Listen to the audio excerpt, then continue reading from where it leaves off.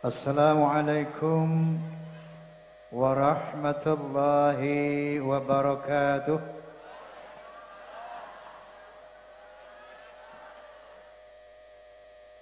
Bismillahirrahmanirrahim. Alhamdulillahilladzi hadan nasa ila hayatin thayyibatin fid dunya wal akhirati bisyari'atil Islam. Asyhadu an la ilaha illallah wahdahu la syarika lah dzul jalali wal ikram wa asyhadu anna sayyidana wa nabiyyana Muhammadan abduhu wa rasuluh sayyidul arabi wal ajam fasallallahu ala sayyidina Muhammad wa ala alihi wa sahbihi wasallam, amma ba'd. Yang saya hormati Sahibul Bait, Sahibul Hajah, Bapak Dr. Andes Haji Firman beserta keluarga, Al-Mukarramun, para alim yang ulama, termasuk PLT Bupati kita Bapak Kiai Haji Ahmad Marzuki, kemudian Qori internasional kita Bapak Kiai Haji Agus Burhanuddin, kemudian Ketua DPRD Bekasi Bapak Muhammad Nuh, teman-teman dari Forum Silaturahmi Takbir Masjid dan Mushola Indonesia, Fahmi Tamami yang saya hormati, dan saya mau tanya, di sini ada fans Rhoma Irama nggak? Ada fans Soneta nggak? Fans of Rhoma and Soneta itu disingkat Forsa. Forsa itu ada dua golongan. Ada Forsa struktural yang berseragam, yang ber-KTA. Ada juga Forsa yang non struktural, tidak terorganize. Tapi insya Allah di mata saya semua sama, Anda adalah fans Rhoma and Soneta. Kalau saya bilang Forsa, bisa bilang keren. Bisa? Forsa. Forsa. Alhamdulillah. Sekian lama engkau menunggu untuk kedatanganku. Betul. Bukankah aku telah berjanji kita jumpa di sini? Ku datang, kini ku datang padamu, senyumlah, sambutlah kedatanganku. Allahumma sholli ala Muhammad. Memperingati Isra wal Mi'raj, sebagaimana firman Allah Subhanahu wa taala, A'udzu billahi minasyaitonir rajim. Bismillahirrahmanirrahim. Subhanalladzi asra bi'abdihi lailan minal masjidil haram ilal masjidil aqsa alladzi barakna haulah linuriyahu min ayatina innahu huwas samiul basir. Shadaqallahul azim. Yang artinya maha suci Allah yang telah memperjalankan hambanya pada suatu malam yaitu Nabi Muhammad sallallahu alaihi wasallam dari Al-Masjidil Haram di kota Makkah ke Al-Masjidil Aqsa di Baitul Maqdis, kalau sekarang Palestina. Kemudian dari Masjidil Aqsa dimi'rajkan dengan melalui kendaraan yang khusus diciptakan oleh Allah Subhanahu wa taala, yaitu yang kecepatannya lebih cepat dari cahaya, bahkan lebih cepat dari kilat, maka disebut Buraq. Dikawal oleh Jibril alaihissalam, jenderalnya para malaikat, untuk menuju Sidratul Muntaha melalui 7 lapis langit. Setelah selesai kembali turun ke Al-Masjidil Aqsa, dari Al-Masjidil Aqsa kembali ke Al-Masjidil Haram di kota Makkah. Perjalanan yang maha jauh itu hanya dicapai dalam waktu 1 malam saja. Percaya enggak? Percaya tidak? Jawaban itu indikasi dari iman. Ya. Karena begitu Rasulullah turun, beliau cerita kepada para sahabat. Yang pertama mengatakan, "Oh, saya percaya." Namanya Sayyidina Abu Bakar. Kenapa Sayyidina Abu Bakar begitu percaya apa yang dikatakan Rasulullah? Rasul bercerita, saya diperjalankan oleh Allah dari Al-Masjidil Haram ke Masjidil Aqsa yang jauhnya luar biasa. Kemudian diangkat ke langit melalui 7 lapis langit, balik lagi sampai sini cuman 1 malam. Yang lain begitu ditanya percaya apa tidak, bengong, diam, bingung. Cuman Sayyidina Abu Bakar yang mengatakan, "Oh, saya percaya."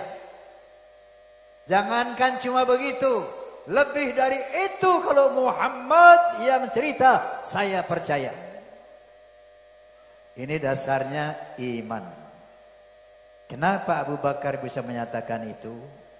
Karena beliau kenal banget sosok Nabi Muhammad SAW.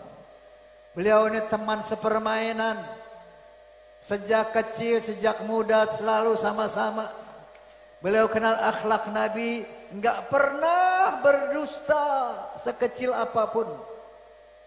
Maka waktu muda dapat julukan Al-Amin, orang yang bisa dipercaya. Kalau sekarang orang tidak percaya Nabi Mi'raj, terlalu. Kenapa? Teknologi telah membuktikan. Allah Subhanahu wa taala pernah berfirman, "A'udzu billahi minasyaitonir rajim. Bismillahirrahmanirrahim. Ya ma'syarul jinni wal ins, in istata'tum an tanfudhu min aqtaris samawati wal ard, fanfudhu. La tanfuduna illa bisultan." Allah berfirman, "Hai bangsa jin dan bangsa manusia, kalau kamu mau menyeruak ruang angkasa naik ke langit dan mau menyeruak ke dalaman bumi, fanfudhu, silahkan. Tapi la tanfuduna illa bisultan, kamu nggak akan bisa naik ke langit kecuali dengan sultan. Sultan itu kekuatan, kekuasaan, power, science and technology." Ayat itu dulu diragukan oleh manusia. Sekarang begitu manusia telah naik ke bulan, kemudian ada proyek ke Mars, baru mata manusia terbuka, ternyata Allah maha benar dengan firman-Nya. Sekarang manusia biasa saja dengan pesawat ulang-alik bisa keluar angkasa, berarti Nabi sallallahu alaihi wasallam dengan kekuasaan Allah, dengan teknologi Allah pasti mampu untuk memi'rajkan Nabi ke Sidratul Muntaha. Faham? Apa tujuan Isra wal Mi'raj? Ada dua. Yang pertama, linuriyahu min ayatina, agar aku perlihatkan kepada Muhammad tanda-tanda kebesaran Allah. Ini yang namanya bintang bulan, bintang matahari yang kita lihat. Itu baru hiasan langit yang pertama. Itu baru langit yang pertama yang kita lihat. Belum lagi dimensi kedua dengan dimensi yang lain, atmosfer yang lain, yang ketiga, yang keempat, kelima, ketujuh. Nabi diperjalankan.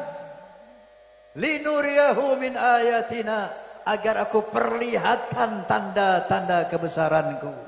Supaya apa? Nabi bertambah yakin, bertambah iman, bertambah takwa kepada Allah Subhanahu wa ta'ala. Memperhatikan ciptaan Allah, istilahnya namanya tafakkur. Apa? Apa? Tafakkur. Yang pertama litafakkur, untuk bertafakkur. Yang kedua dalam rangka menerima perintah sholat. Oleh karena itu ada korelasi yang sangat erat antara tafakur dan sholat. Faham? Orang yang nggak pernah tafakur nggak akan meyakini Allah secara hakul yakin. Orang kalau yang sering tafakur, insya Allah dia akan meyakini keberadaan Allah secara hakul yakin. Kalau sudah yakin ada Allah dengan eksistensi Allah, pasti orang akan mudah melakukan perintah Allah, gampang menjauhkan larangan Allah, karena hakul yakin Allah ada. Makanya Nabi sallallahu alaihi wasallam bersabda, "Tafakkaru fi khalqillah wa la tatafakkaru fi dzatillah." Pikirkanlah ciptaan Allah, jangan memikirkan zat Allah. Kalau mau kenal Allah, jangan pengen melihat fisiknya. La tudrikuhul absar. Allah nggak bisa dipandang oleh mata kalau sekarang di dunia ini. Pandangan kita sangat terbatas untuk bisa melihat Allah. Wa huwal latiful khabir. Allah maha halus.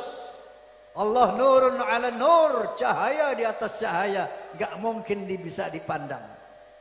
Jadi untuk meyakini keberadaan Allah sekarang di dunia, bukan dengan cara pengen melihat fisiknya, gak mungkin. Tapi perhatikanlah ciptaannya, itu yang dinamakan tafakkur. Makanya kata Nabi sallallahu alaihi wasallam, tafakkaru fi khalqillah wa la tatafakkaru fi dzatillah.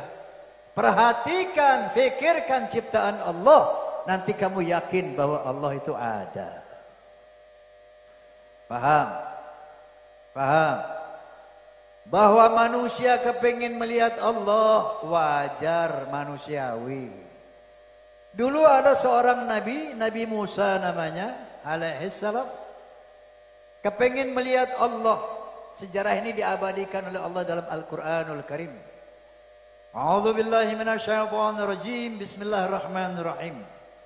Falamma jaa Musa limiqatina wa kallamahu rabbuh. Qala rabbi arini anzur ilaika. Ketika Nabi Musa datang ke satu tempat yang telah ditentukan oleh Allah, wa kallamahu rabbuh, maka berkata-kata dengan Tuhannya. Ngobrol Nabi Musa sama Allah. Qala rabbi arini anzur ilaika.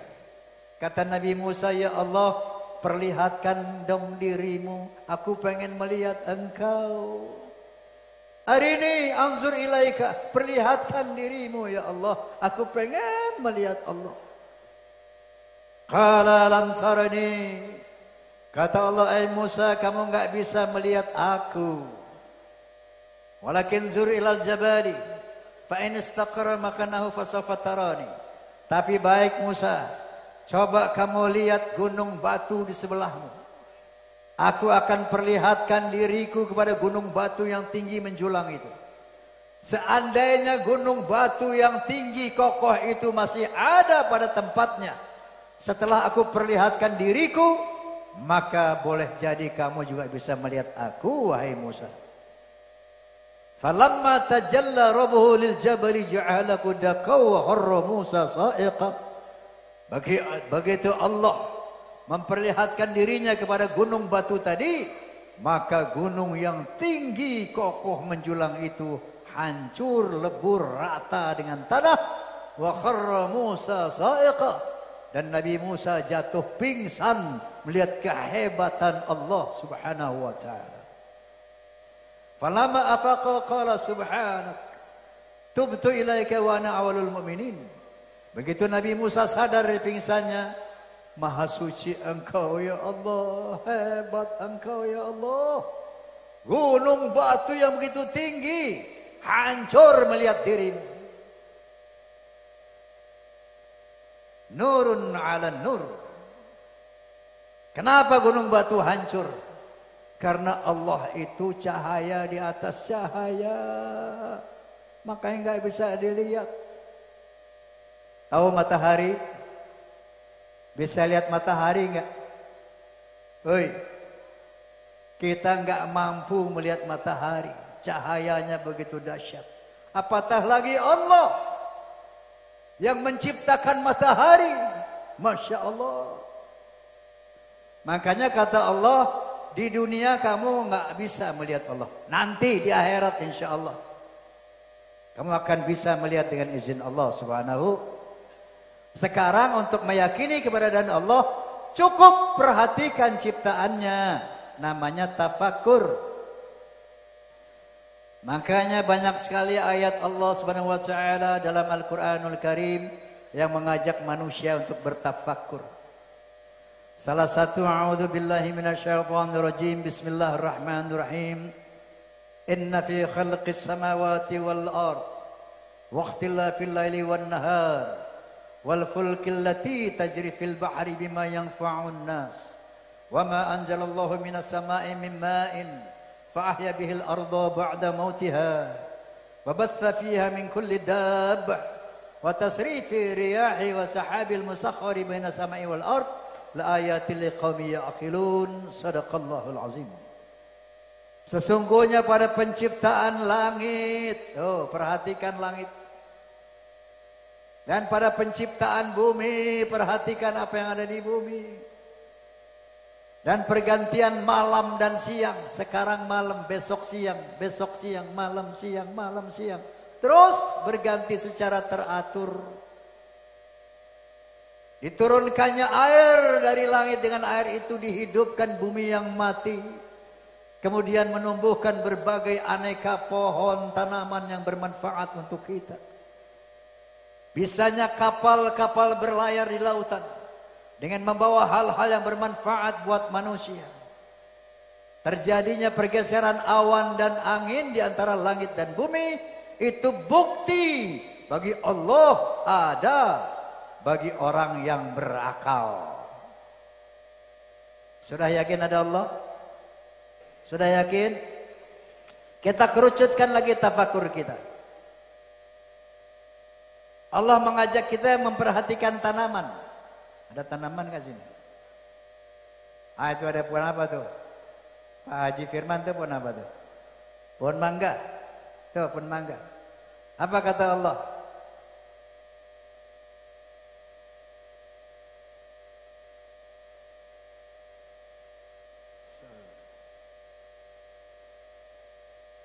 Subhanallah.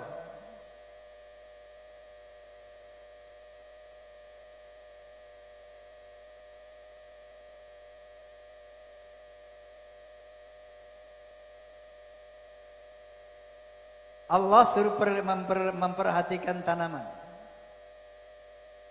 Lalu Allah bertanya kepada kita, A antum tazra'unahu am nahnu zari'un. Afara'aitum ma tahruthun. Nah itu ayatnya. Tidakkah kamu lihat pohon yang kamu tanam? Afara'aitum ma tahruthun. Ini kata Haji Firman itu pohon mangga dulu ada yang nanam. Allah katakan, afara'aitum ma tahruthun. Tidakkah kamu perhatikan pohon yang kamu tanam? Lalu Allah tanya sama kita, a antum tazra'unahu am nahnu zari'un? Kamukah yang menumbuhkan pohon itu atau aku yang menumbuhkan? Oh, ditantang akal kita untuk bertafakur, untuk berpikir. Hei, kamu yang nanam pohon. Lalu Allah tanya, kamu atau aku yang menumbuhkan? Masya Allah, jawabannya sangat pasti. Dari biji mangga keluar putik kecil, terus berkembang menjadi batang kecil, batang besar, kemudian bercabang-cabang, berdaun, berbunga, berbuah. Ini ditanyakan oleh Allah, a antum zadra'unahu am nahnu zari'un? Kamukah yang menumbuhkan pohon itu atau aku? Supaya kita berpikir bahwa ada Allah yang menumbuhkan pohon, bukan numbuh sendiri. Paham? Udah yakin ada Allah? Masih kendor. Kita tafakur lagi ya, yang lebih dalam lagi. Allah SWT berfirman, Qul in kuntum fi raibin minal ba'thi fa inna khalaqnakum min turab thumma min nutfah thumma min 'alaqah thumma min mudghah. Katakan ya Muhammad kepada orang yang ragu terhadap hari kebangkitan, kepada orang yang enggak percaya sama hari akhirat, kepada orang yang enggak percaya sama Allah, bilang sama dia, coba tolong perhatikan bagaimana dirinya diciptakan. Jadi ntar pulang dari sini bapak ibu ngaca, lihat kaca yang gede telanjang. Ini Allah yang suruh. Mau nggak percaya Tuhan? Mau nggak percaya akhirat? Oke. Tolong perhatikan bagaimana aku ciptakan badanmu. Maka ntar lihat. Inna khalaqnakum min turab, thumma min nutfah, thumma min 'alaqah, thumma min mudghah.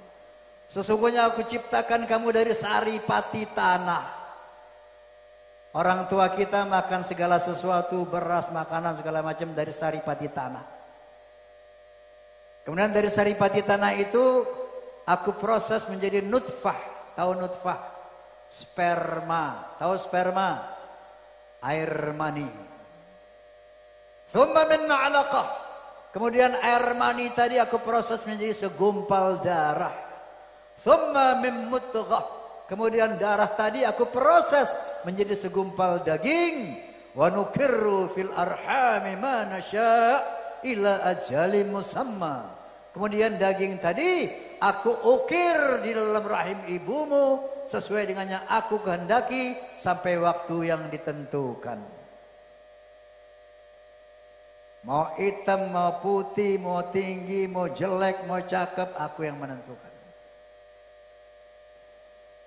Tafakkaru, fikirin. Dari sperma, air mani menjadi darah. Dari darah berubah menjadi daging. Dari daging kata Allah, aku yang ukir itu daging dalam perut ibumu. Bayangkan dari daging diciptakan struktur tulang yang bisa berkembang. Dari daging dibikinin kepala. Isinya ada otak yang maha komputer buat mikir. Ada sepasang mata bisa ngeliat.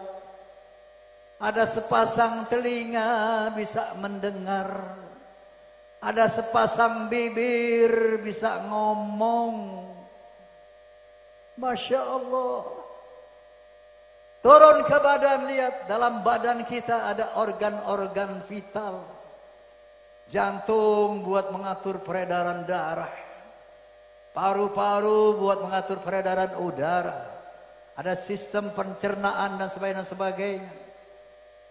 Yang cowok dibikinin kelenengan, yang cewek dibikinin empet-empetan. Mikir, bukan porno ini. Pikirin. Masya Allah. Kita punya penis, Masya Allah. Aku punya vagina, luar biasa. Diciptakan kemudian anggota tubuh, dua tangan untuk bekerja. Sepasang kaki untuk berjalan, untuk bekerja. Begitu telah sempurna semuanya. Organ tubuhnya telah lengkap. Anggota tubuhnya telah lengkap. Thumma nukhrijukum tifla. Kemudian aku keluarkan kamu sebagai bayi. Ini tafakkur. Tanya diri kita. Siapa yang memproses dari air mani menjadi bayi? Ibu kita kah? Pasti bukan. Bapak kita kah? Pasti bukan. Oh, kata Darwin, itu terjadi dengan sendirinya tanpa kesengajaan. Saya mau tanya, yang saya pegang ini apa namanya? Yang saya pegang apa? Mikrofon. Saya mau tanya Anda, mikrofon ada yang bikin apa tidak? Ada yang bikin apa enggak? Yakin? Aneh. Anda tahu nggak pabriknya di mana? Nggak tahu. Ada tahu nggak siapa orang yang bikin mikrofon ini? Nggak tahu. Tapi Anda bilang yakin. Aneh nggak? Yakin itu mikrofon yang bikin. Yakin. Tahu pabriknya? Kagak. Tahu orang yang bikin? Kagak. Tapi yakin. Kenapa? Dia struktural fungsional. Ada bentuknya, ada gunanya. Akal akan berkata sesuatu yang struktural, fungsional, sesuatu yang ada bentuknya dan gunanya, pasti ada yang bikin. Gua gak perlu tahu di mana pabriknya. Betul? Sekarang saya mau tanya, mikrofon sama kelenengan hebatan mana? Kalau mikrofon ada yang bikin, kelenengan ada enggak? Itulah Allah subhanahu. Tafakur akan menghasilkan keyakinan kepada Allah subhanahu wa ta'ala. Makanya banyak-banyak tafakur. Ya. Orang kadang-kadang di zaman modern ini terlalu banyak baca buku tentang sains, teknologi, modernisasi. Terlalu melihat TV dengan berbagai macam kemajuan manusia. Tanpa membaca Quran, maka dia menjadi kagum sama manusia. Kagum sama manusia melebihi kekaguman kepada Allah. Lihat Mercedes-Benz, kagum sama orang Jerman. Oh, Jerman hebat. Lihat Toyota, kagum sama Jepang. Orang Jepang emang hebat.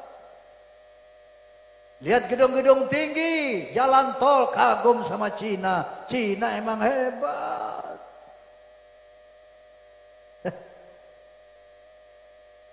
Terlalu kagum sama teknologi, sama manusia, memuja teknologi. Karena enggak baca Quran, akhirnya Allah menjadi kecil di matanya. Padahal semua yang kita lihat nggak ada secuil pun ciptaan manusia, nggak ada. Coba tolong tunjuk yang buatan manusia di sini mas saya, mana? Di sini yang Anda lihat, tolong tunjuk yang buatan orang yang mana? Coba tunjuk. Kipas angin buatan orang. Jangankan kipas angin, kapal terbang bukan buatan orang. Mobil bukan buatan orang. Kata siapa? Kata Allah. Mana dalilnya? Mana ayatnya? Baca surat Yasin. Wa ayatul lahum anna hammalna dzurriyyatahum fil fulkil mashhun. Salah satu tanda kebesaranku, aku bisa muat orang-orang keluargamu di atas perahu untuk mereka arungi. Wa khalaqna lahum min mithlihi ma yarkabun. Dan aku ciptakan lagi perahu-perahu seperti itu untuk mereka arungi. Ini ayat eksplisit, enggak implisit, artinya jelas. Aku ciptakan lagi perahu-perahu seperti itu untuk mereka arungi. Jadi kapal-kapal laut itu kata Allah, aku yang bikin untuk kamu arungi. Bagaimana caranya? Saya mau tanya, orang bisa bikin mobil, bisa bikin kapal laut, kenapa? Karena dia punya otak. Kemudian dia punya ilmu. Kemudian dia punya tangan buat bekerja, betul? Akhirnya bisa bikin mobil, bisa bikin kapal. Sekarang kita tanya, siapa yang bikin otak manusia? Siapa yang menghembuskan ilmu ke dalam otak manusia? Iqra' wa rabbukal akramul ladzi 'allama bil qalam, 'allamal insana ma lam ya'lam. Bacalah dengan nama Tuhanmu yang mulia, yang mengajarkan manusia yang dia tidak tahu menjadi tahu. La ilma lana illa ma 'allamtana. Malaikat aja ngaku, ya Allah, saya enggak punya ilmu kecuali yang Engkau ajarkan. Otaknya dari siapa? Ilmunya dari siapa?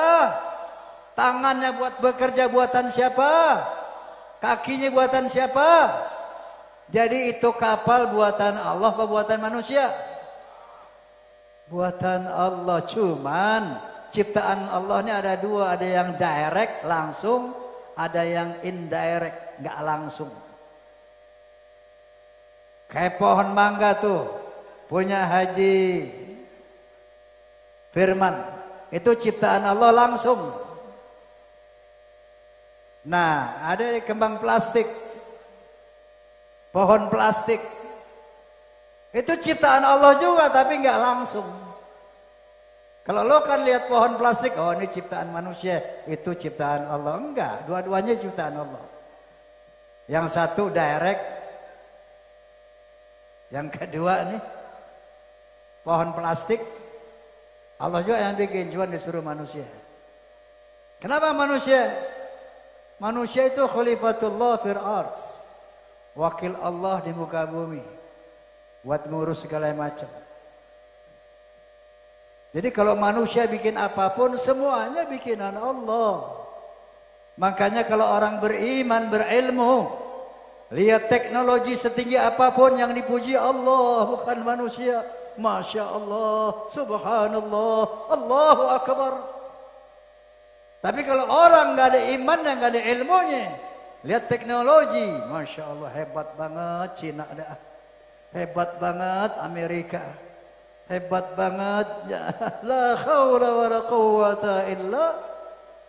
Jangankan lo bikin mobil, nafas saja nggak bisa manusia. Anda mau ngaku bisa bikin apa? Bernafas pun Anda nggak bisa. Nafas itu bukan kemampuan kita. Nafas mekanisme yang dibuat oleh Allah SWT. Kesimpulannya, dengan banyak tafakur kita akan meyakini keberadaan Allah, akan beriman kepada Allah. Kalau sudah beriman, sholat insya Allah kita akan bisa laksanakan dengan baik. Nah sekarang sholat, Allah dalam Al-Quran berfirman, Inna salata kanat 'alal mu'minina kitaban mawquta. Salat itu wajib bagi orang yang beriman pada waktu yang ditentukan. Apa itu wajib? Menurut kaidah ilmu fiqih, ma yuthabu ala fi'lih wa yu'aqabu ala tarkih.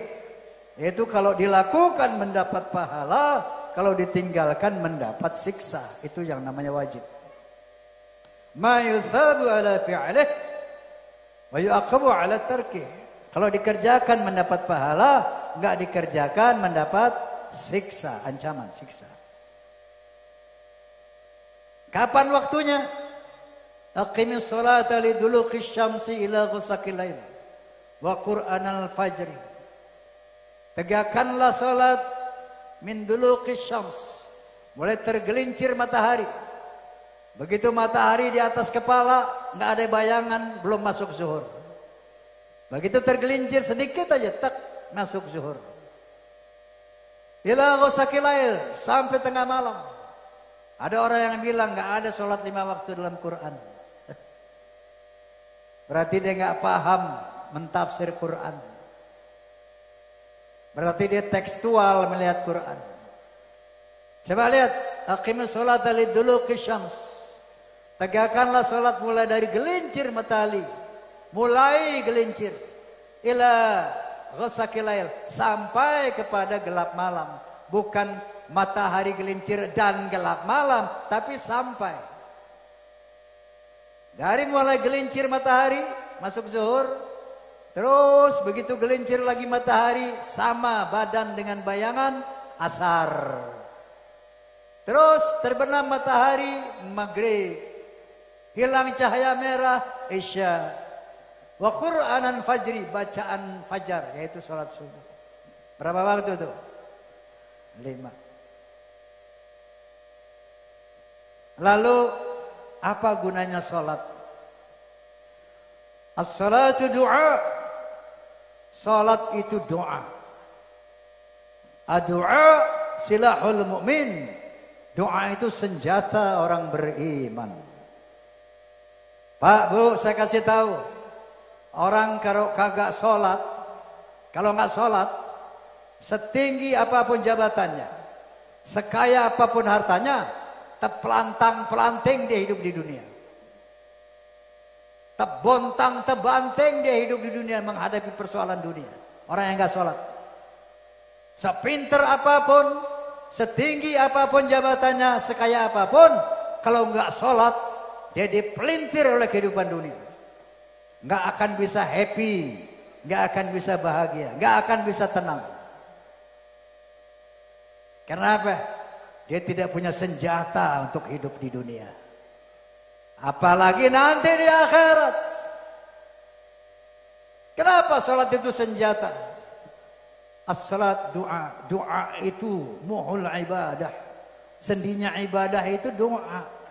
Salat itu kumpulan doa. Coba lihat mulai dari Al-Fatihah.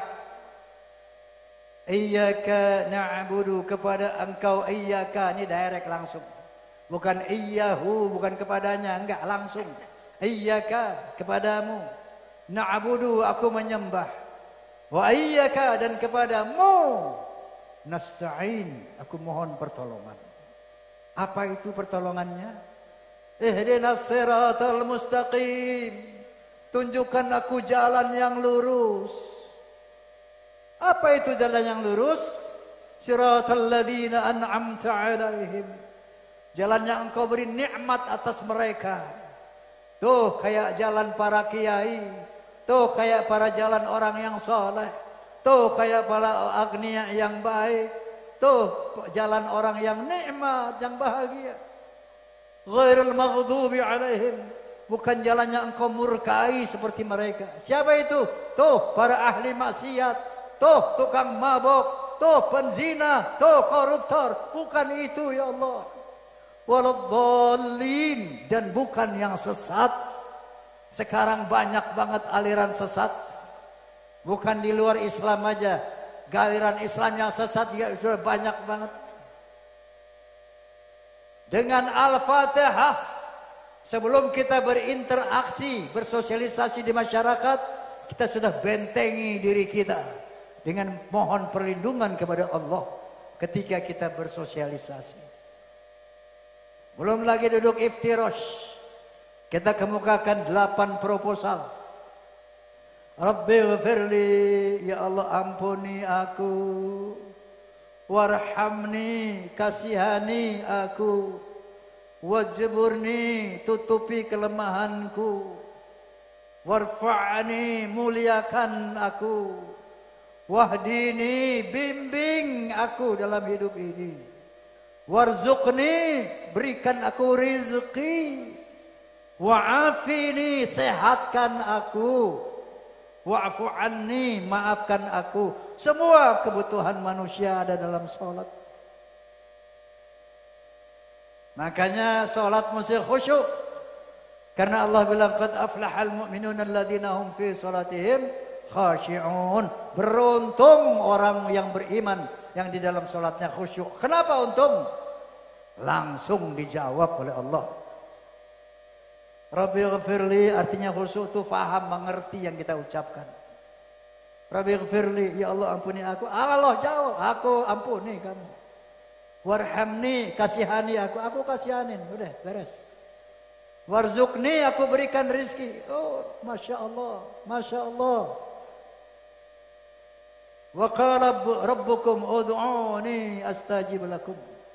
Dan berkata Tuhanmu, minta kepada Allah dan Allah akan berikan. Pasti diberikan. Pasti.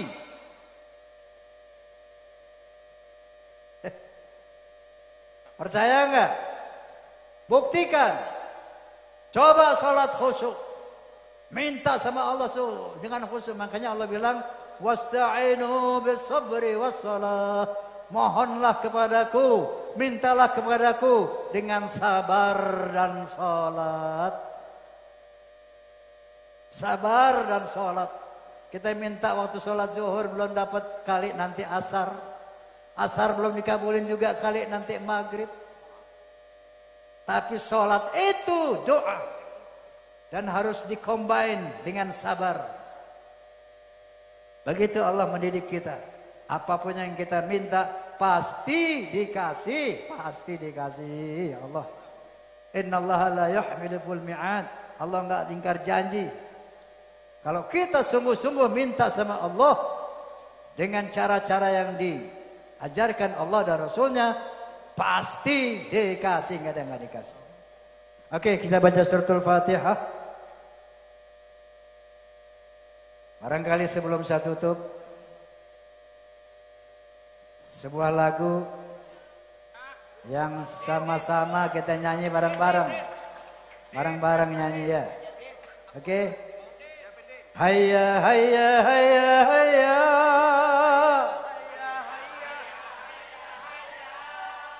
Hayya hayya hayya hayya hayya.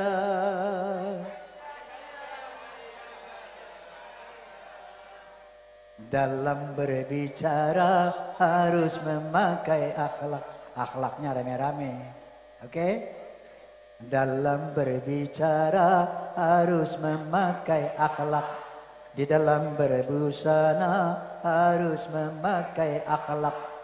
Dalam rumah tangga harus memakai akhlak.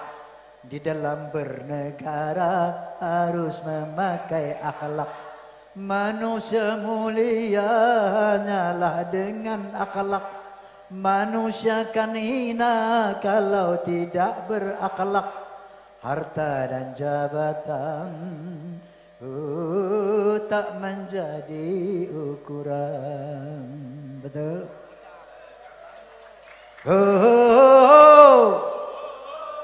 Nggak kompak loh.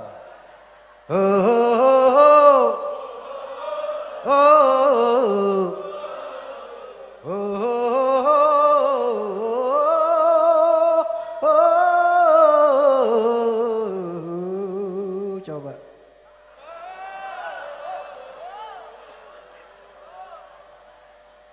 Manusia adalah sebaiknya ciptaan. Akhlak membedakan manusia dan hewan. Karena hewan tidak punya keimanan dan tak punya pemikiran. Hidup bebas tidak terikat oleh hukum dan juga peraturan. Tararam daram daram dam, tam daram daram dararam, tararam daram daram dam, tararam daram dararam. tararararararam, tararararararam, tararararararam, tararararararam. Dalam pergaulan harus memakai, di dalam persaingan harus memakai, dalam perjuangan harus memakai akhlak, dalam pemerintahan harus memakai akhlak. Kehidupan indah hanyalah dengan damai dan sentosa, hanyalah dengan akhlak. Kalau tak berakhlak,